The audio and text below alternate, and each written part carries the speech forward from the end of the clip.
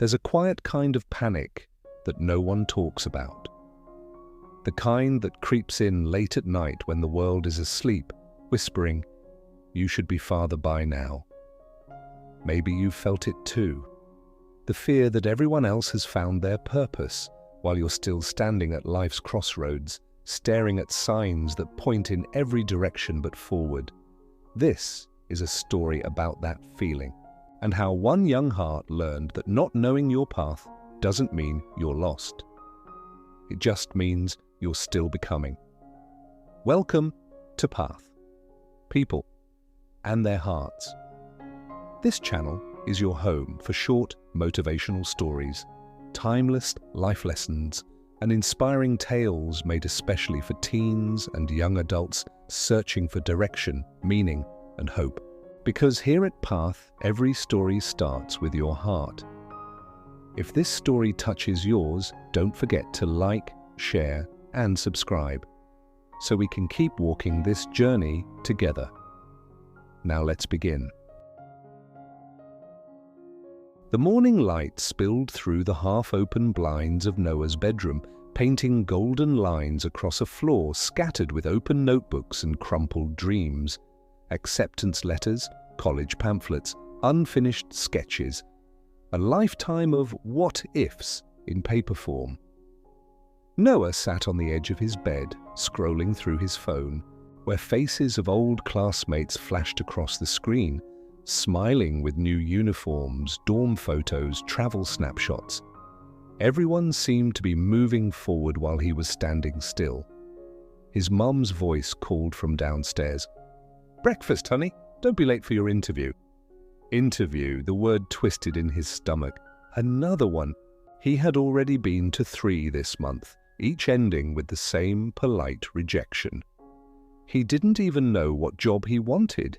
He just knew he needed something because doing nothing felt like failure. He looked up at the wall where a quote from his father hung in a simple frame. "A man who stands still gets left behind." Noah sighed. "Then I guess I'm already behind." The house felt too quiet as he dressed. Not the peaceful kind of quiet, but the kind that echoed your thoughts back at you until they felt heavier. As he buttoned his shirt, his gaze fell on a dusty sketchbook sitting by the window. He hadn't drawn in months. Once, art was all he dreamed about, until everyone told him it wasn't practical. So, he stopped dreaming. The cafe buzzed with the sound of clinking mugs and quiet chatter. Noah sat by the window, waiting for his interview at a local hardware store. Across from him, a group of students laughed as they worked on their laptops, their eyes bright with the kind of purpose that seemed to follow everyone but him. He stirred his coffee absent-mindedly. The spoon clinked softly, steady, rhythmic, like a heartbeat reminding him he was still here, still trying. When the manager finally called him in, Noah did his best to sound confident. But halfway through the questions, he stumbled. "So, what made you interested in hardware retail?" He froze, his mind raced. "Because I'm desperate? Because everyone else seems to have their life sorted?" He forced a weak smile. I like learning new things." The manager nodded politely, and the kind of nod that said, "We'll let you know." Outside, Noah exhaled, watching the sky darken with a sudden drizzle. He walked home slowly, hands deep in his pockets, heart heavier with every step. On the way, he passed a park, one he hadn't visited since childhood. A place where dreams used to feel simple. He stopped by an old bench and sat, pulling out his phone again. More posts, more success stories, more reminders that he wasn't enough. He felt small, invisible, stuck. But then a soft sound caught his ear. Laughter. A little girl sat a few feet away trying to draw a tree with a broken crayon. Her lines were messy, uneven, imperfect. But her smile, it was pure light. When she noticed him watching, she grinned and said, "It's not very good yet, but I'm trying." Something in those words cracked open a quiet space inside him. Not very good yet. Maybe that's all he needed to remember. As Noah sat there, lost in thought, an old man approached the same bench and settled beside him. He had a kind face, lined with years but softened by a gentle smile. In his hands, he held a worn leather sketchbook. "You draw?" the man asked, noticing Noah's lingering gaze at the girl's crayon. Noah hesitated. "I used to, not anymore." "Why not?" "I guess I didn't think I was good enough. Everyone said I needed something more practical, something stable." The man chuckled softly. "Funny. Stability is a myth we tell ourselves to feel safe." He opened his sketchbook, page after page of landscapes, portraits, moments captured in time. "I was an architect for 40 years, he said, "designed buildings that touched the sky. But these," he tapped the sketches, "these were what kept me alive." Noah looked at the drawings. They weren't perfect. Some lines trembled, some shading uneven, but they were real. "You ever miss it?" Noah asked. The man smiled wistfully. "Every day. Took me decades to realize I spent most of my life building for others, and not enough time creating for myself." He closed the sketchbook and looked straight at Noah. "You don't have to have it all figured out, son. You just have to start somewhere. The rest unfolds when you keep walking." Noah sat quietly as the rain began to fall again. Soft, steady, cleansing. The man stood, placed a hand on his shoulder, and said one last thing before leaving. "The only wrong direction is standing still." Then he was gone, leaving Noah alone, but not lonely. That night, Noah couldn't sleep. The man's words replayed in his mind over and over. You don't have to have it all figured out. Just start somewhere. He got up, pulled the dusty sketchbook from his shelf, and placed it on his desk. The pages smelled faintly of graphite and dreams. For a long moment he just stared at the blank page. Then slowly, he picked up his pencil. The first line was shaky. The second one felt uncertain. But by the third, his hand began to remember. The movement, the rhythm, the quiet joy. He drew until the world outside turned from night to dawn. And when sunlight finally touched his desk, the page was no longer blank. It wasn't perfect, but it was his. For the first time in a long time, Noah smiled, not because he had figured out his life, but because he had taken a single step toward feeling alive again. Maybe that's enough for now. The morning light filtered through the curtains like a quiet promise. Noah sat at his desk, still half in disbelief that he had spent the night drawing again. There was a familiar ache in his wrist, but also a strange warmth in his chest. A sense of homecoming. He ran his fingers over the pencil lines and smiled. The drawing wasn't perfect, but perfection wasn't the goal anymore. For the first time, he wasn't creating to impress anyone. He was creating because it made him feel alive. His mum knocked softly on the door. "Noah, you didn't sleep, did you?" He laughed. "Not really." She peeked in, curious.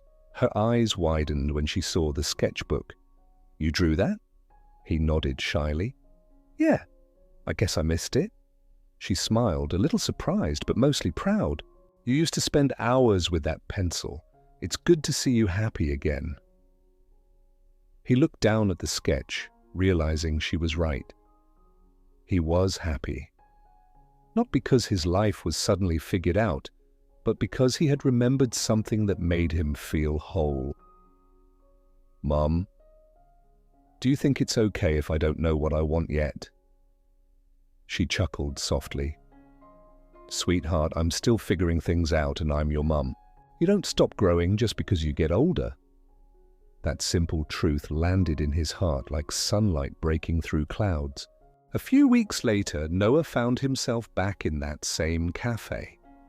But this time, he wasn't here for an interview. He was here with his sketchbook, open, visible, alive. He drew people as they came and went. The barista rushing orders, a girl typing furiously on her laptop, an elderly couple sharing a slice of cake. One by one, small details caught his eye. The laughter, the tired smiles, the quiet resilience in everyday lives. And for the first time, he wasn't comparing himself to anyone. He was seeing them. And in doing so, seeing himself. After a while, someone tapped his shoulder. It was the same cafe manager who'd interviewed him weeks ago. "Hey, you're the guy who applied here, right?" Noah froze, embarrassed. "Yeah, I didn't get the job," the man smiled. "No, but I liked your attitude. We've got a community art wall now. Would you want to put one of your sketches up there?" Noah blinked. Seriously? Seriously, people love seeing real art. Makes the place feel human. For a moment, Noah didn't know what to say. Then he smiled, a small, grateful smile, and nodded. "Yeah, I'd love that." Later that evening, he pinned one of his sketches to the wall, a simple drawing of a hand reaching toward the horizon. He didn't sign it. He didn't need to. It wasn't about recognition anymore. It was about connection. Months passed, the seasons changed, and slowly, so did Noah. He began taking freelance art gigs, portraits for birthdays, designs for local shops, small projects that paid little but meant much. He still didn't have a 5-year plan. He still didn't know where his path would lead. But that uncertainty no longer terrified him. Sometimes he'd visit the park again, where the little girl once drew with her broken crayon. He'd see her there, older now, with a new box of colors. Still drawing, still smiling. "Hey!" she'd shout. "Look, I got better!" And Noah would laugh because he understood. We all get better, not because we rush, but because we keep going. That night, as he walked home, the city lights shimmered like constellations, each one a reminder that direction isn't always straight. Sometimes it's a curve, a pause, a quiet moment of rediscovery. "You don't have to have it all figured out," he whispered to himself. Then, with a deep breath, he smiled and kept walking. Life isn't a straight line. It's a collection of twists, turns, and unexpected detours. And that's what makes it beautiful. We live in a world that pressures us to know everything. What to study, who to be, where to go. But the truth is, none of us really know. We're all just hearts in motion, learning as we go. Some days you'll feel behind. Some days you'll feel lost. But maybe being lost just means you're exploring. Maybe it means you're brave enough to wander before you arrive. You don't need to have your life mapped out. You just need to take one honest step, even if it's small, even if it's shaky, and trust that each step leads you closer to yourself. So if tonight you feel uncertain about where you're going, remember Noah's story. And remember this. You don't need to have it all figured out. You just need to start and keep walking, heart first. Thank you for watching Path, People in Their Hearts, your home for short motivational stories, timeless life lessons, and inspiring tales made especially for teens and young adults searching for direction, meaning, and hope. If this story touched your heart, please like, share, and subscribe. And join us again for the next journey on Path, where every story starts with your heart.